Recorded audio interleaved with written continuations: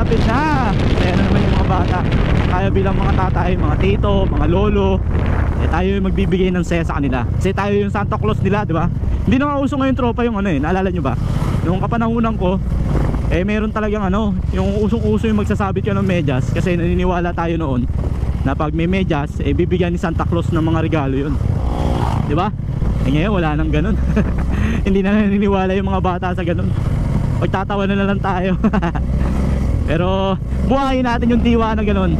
Bilang isang tatay, bilang isang tito, bilang isang lolo, kami yung magiging Santa Claus ng buhay nyo ngayong Pasko, diba? Overtake tayo, mabagal yung truck. Alright, op, kumanin, blind spot. Oh, sabi ko na buti na lang, di ko tinuloy. Hindi nagkataon. Hindi ako si Santa Claus, ako na si San Pedro.